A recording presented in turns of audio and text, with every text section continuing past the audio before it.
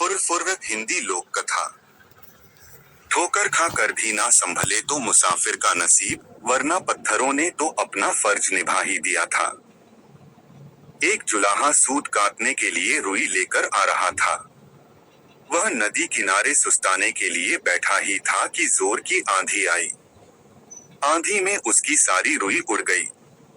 जुलाहा घबराया, अगर बिना रुई के घर पहुंचा तो मेरी पत्नी तो बहुत नाराज होगी। घबराहट में उसे कुछ न सूझा। उसने सोचा, यही बोल दूंगा फुर। और वह फुर बोलता जा रहा था। आगे एक चिड़ीमार पक्षी पकड़ रहा था। जुलाहे की फुर सुनकर सारे पक्षी उड़ गए। चिड़ीमार को बहुत गुस्सा आया। वह जुलाहे पर बहुत चिल्लाया, तुमने मुझे बर्बाद कर दिया। आगे से तुम ऐसा कहना, पकड़ो पकड़ो। जुलाहा जोर जोर से पकड़ो पकड़ो रटता गया। रास्ते में कुछ चोर रुपए गिन रहे थे। जुलाहे की पकड़ो पकड़ो सुनकर वे घबरा गए। फिर उन्होंने देखा कि अकेला जुलाहा ही चला आ रहा था। चोरों ने उसे पकड़ा और घूरते हुए कहा, यह क्या बक रहे हो? हमें मरवाने का इरादा है क्या? तुम्हें कहना चाहिए, इसको रखो, ढेरों लाओ, समझे?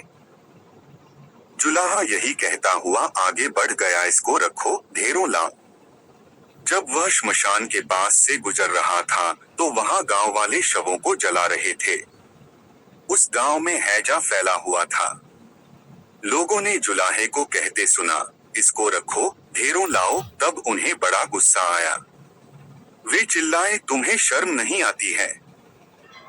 हमारे गांव में इतना भारी दुख फैला है और तुम ऐसा बकते हो। तुम्हें कहना चाहिए, यह तो बड़े दुख की बात है। जुलाहा शर्म से पानी पानी हो गया।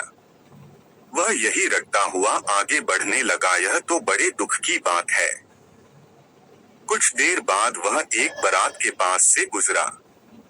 बारातियों ने उसे यह कहते हुए सुना, यह तो बड़े दुख की बात है, यह तो बड़े दुख की बात है। इतना सुनकर वे जुलाहे को पीटने के लिए तैयार हो गए। बड़ी मुश्किल से उसने सफाई दी तो उन्होंने कहा, सीधे से आगे बढ़ो, और हाँ, अब तुम यह रटते जाना, भाग्य में हो तो ऐसा सुख मिले। अब जुलाहा यही रटता हुआ अपनी राह चल पड़ा। चलते चलते अंधेरा हो गया।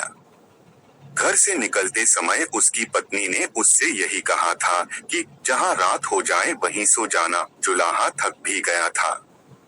वह वहां सो गया। अगले दिन जब सुबह उसके मुंह पर पानी पड़ा, तब जुलाहा हड़बड़ा कर उठा।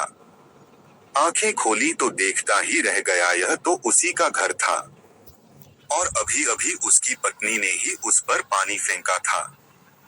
जुलाहे के मुंह से निकला, भाग्य में हो तो ऐसा सुख मिले।